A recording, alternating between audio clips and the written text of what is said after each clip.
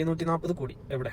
Insta തുറന്നപ്പോൾ തന്നെയാണ്. വ്യക്തത ഇല്ലാത്ത കാര്യങ്ങളിൽ വന്നു കഴിഞ്ഞാൽ അവിടെ ചോദ്യം ചോദിക്കും. അത് ഷുവറാണ്. ഞാൻ നോക്കിയപ്പോൾ എനിക്ക് കിട്ടിയതാണ് 765 കോടിയോളം CM-ന്റെ ഫണ്ട് പോയിക്കുന്നത്. അതിലാകെ 36.8 കോടി ചെലവാക്കിയിട്ടുള്ളൂ.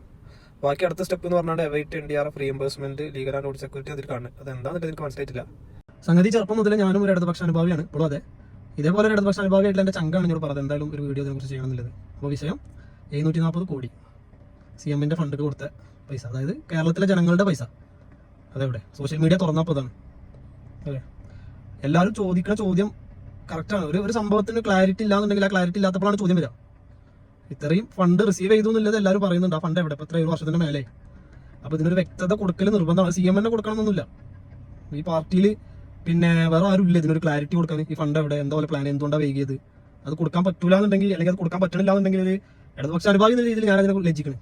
ഞാൻ അതല്ല എല്ലാവരും ആരോപിക്കണ പോലെ ഇതിൽ നിന്ന് പൈസ മുക്കിക്കണമെന്നുണ്ടെങ്കിൽ അതിലും വലുത് വല്ല മാമാപ്പണിയും ചെയ്യലാണ്. നമ്മളെല്ലാവരും കണ്ടതാണ് ആ വീഡിയോസൊക്കെ ദുരന്തത്തിന്റെ. അവരെ ശവം തിന്നാണ് ഇതിലാണെന്നല്ലേ ചെയ്തിട്ടില്ല എന്നുണ്ടെങ്കിൽ. സോ ഈ പാർട്ടിയിൽ ആരെങ്കിലും ഉണ്ടെങ്കിൽ ഇതിനൊരു ക്ലാരിറ്റി കൊടുത്താൽ വളരെ നന്നാവും. എന്താ സംഭവിച്ചത്, എന്തുകൊണ്ടാണ് വൈകണത്. അല്ലാന്നുണ്ടെങ്കിൽ ഇതിലും വലിയൊരു മോശത്തരം വേറെ അല്ല.